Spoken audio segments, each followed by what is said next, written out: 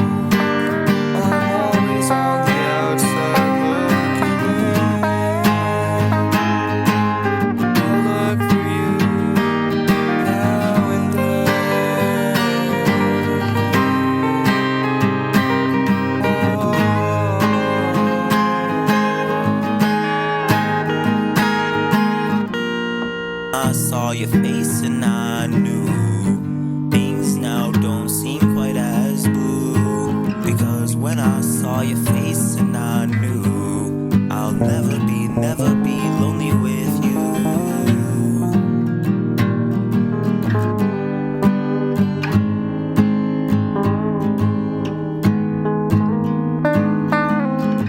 I spend every day alone without love.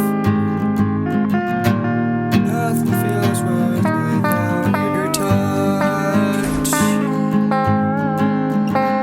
your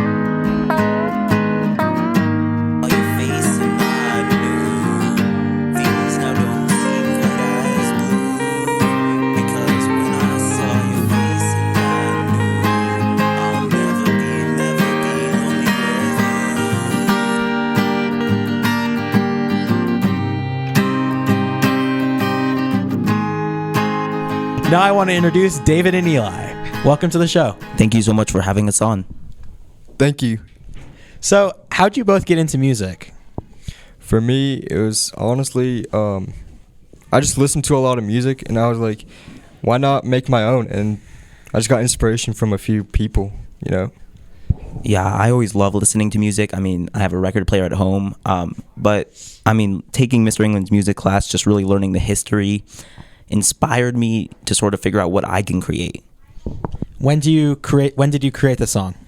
We spent the last couple months imagining, creating, trying to figure out how our narrative fits into the character we made in the song, and how could we teach the people that listen to our song about our experiences. Took a lot of effort, actually, and I think we did very well. One of our best pieces, for sure. Is there like a deeper message behind this? Yeah, so the song is really about this kid that goes through life always on the outside, never really fitting in, never really understanding like how he's able to fit into the social tapestry around him. But the story is that he finds love, and that love is what sort of carries him out of this depression. Dave, do you want to speak more about that? Kind of, yeah. I mean, this girl kind of takes him, not takes him, but changes him in a very nice way. He's not lonely or anything anymore. He feels like himself now again.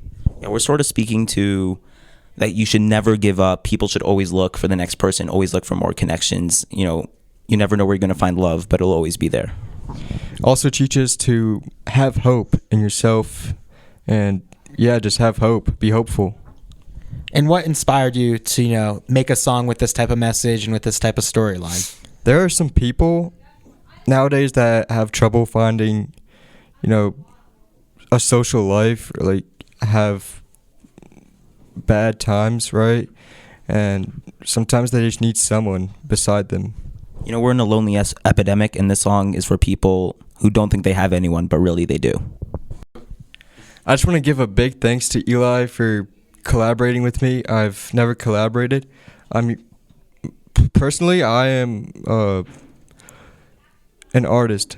myself, just me. I don't work with anyone else, but working with you, Eli, it has been great, and thankful for you. Thank you, Dave. I love your shredding on the guitar. Keep going.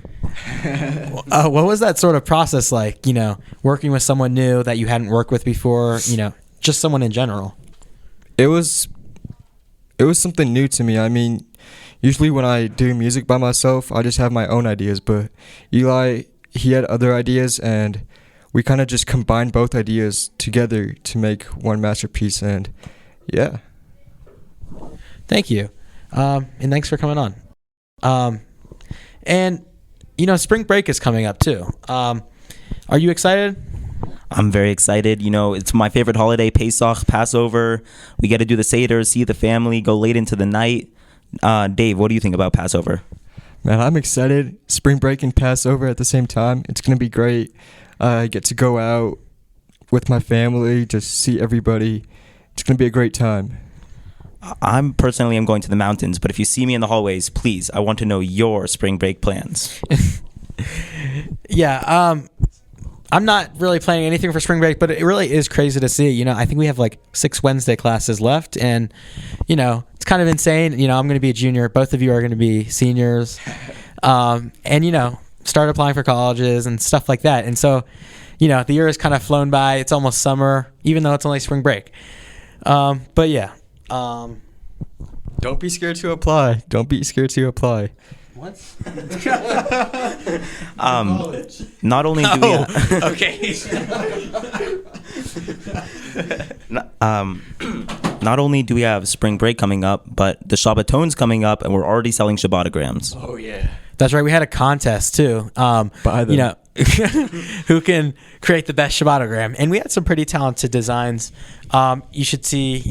We have the Ranch Camp, or the Glacier View ones. We have Jerry ones, a bunch of other ones. So thank you to everyone who submitted those. They're kind of cool. Shabbatograms are on sale now, so you should get yours. I think the coolest part of this year's Shabbaton is that it's really good. Student council is really taking the lead to make it more spiritual, more filled with ruach, more exciting. I mean, we've already seen, the Tiger Stripes Initiative, Blue and White Fridays, but we're just going to see an extension of that. We're going to see a lot more enthusiastic Jewish singing. We're going to see a lot more text study, but not just that. We're going to see, I think, more enthusiasm in general. We're going to play capture the flag and football. We're going to have a great dinner, have a great bonding. But I think the overall vibe is going to be the greatest it's ever been. Yeah, I agree. Both of us are on student council, so, we like to butter ourselves up. But even from the outside, I think student council has been very productive this year and really just all about getting the ruach back. But I'm curious about David's perspective on this because he's not on student council. For me, the Shabbaton, I'm excited for it. I'm just trying to bond with a lot of people. We're all a big family, and it's important to have this ruach between all of us, In other news, and what's trending today, apparently Gen Z wants to stop with thumbs up emoji.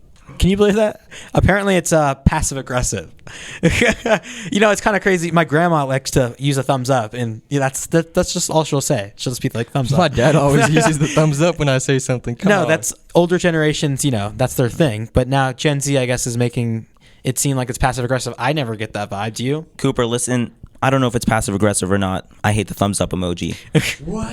Thumbs up, thumbs down. What are you telling me? I mean, I either want a heart or a troll emoji. A troll emoji? Why is that? Heart is good. Troll emoji is ambiguous. But if you're not giving me one of those, then I don't want to see it. That's a really interesting take. I don't think I've ever used a troll emoji in my life. Cooper, you're missing out. Have you, David? No, just the heart emoji sometimes, yeah. Regardless, I am still going to use the thumbs up emoji. I don't really care. I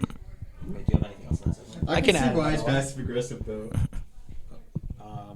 It's like I can kind of see why it's passive aggressive. Like imagine you're like saying something cool to your friend and then he gives a thumbs up. It's like, do you even care? Do you even care? Okay, another what's trending kind of segment. We have a bunch of these today. A bunch of stuff is going on in the world that's just kind of makes you laugh. The Minecraft movie is out. Oh no. Crazy things. You know, you go to a Minecraft theater movie. and, you know, I'm not even going to say the lines, but there's these lines in the movie. Popcorn. I'll say them. No. Chicken Jockey. I'm not gonna go any further. No, but people, no, they'll say that in a, Okay. I am Steve. no. No, the thing is though, people will say chicken jockey in the movie, a rotisserie chicken will go flying up in the air. These AMC or, you know, movie theater workers don't want to be cleaning up your popcorn and stuff. I actually am planning on seeing the Minecraft movie with some friends Thursday. Very excited to see the whole movie. Jack Black's one of my favorite actors. And the big question is, do we throw our popcorn at the screen when the chicken jockey comes? And what's your answer? I'm just not sure yet, because I guess ethically, I don't want to make someone else clean up my mess. But I feel like the chicken jockey deserves more than just my screen time. It deserves somehow an extension of myself and what I've paid for via the popcorn. Very, very interesting. You know, the movie, I believe it opened at like 300 million worldwide, which is kind of crazy. People were saying, I read an article, they were saying this is the, you know, there's a gaming movies are being revived. You know, we had Mario Kart also. Meanwhile, there's other movies such as Snow White, not doing so good at the box office. But I actually I feel like peak Jack Black was, you know, Goosebumps and stuff like that. I don't really know, you know, where School he's of Rock. going. School of Rock. No, School of Rock. I was saying that's where. best one. No, School of Rock best is one, School by of far Rock. the best one. I'm just saying it stopped at Goosebumps. That's where he stopped making good movies. Yeah. I mean, no hates. I haven't actually seen the Minecraft movie, so I don't know. But let us know your feedback, you know, after the movie. I've heard it's not so great. You know, I'll tell you, I'm gonna watch it. Maybe I'll come back and give you guys a review. I'm very excited. Speaking of other things I'm excited about, the baseball season. The baseball season has started. I'm personally on the baseball season, the baseball team. We're looking pretty good this year. We lost our first 2 games, but today there is a baseball game, because it's being here Thursday, right? Yes. Today there is a baseball game, and everyone should come. Jackson Brooks is on the mound, and the DJDS Tigers are going to win their first game of the season. Can't wait to see you there. Well, we'll be there. Thanks for joining us today. We'll see you next week on DJDS Radio. Make sure to say hi to your mother.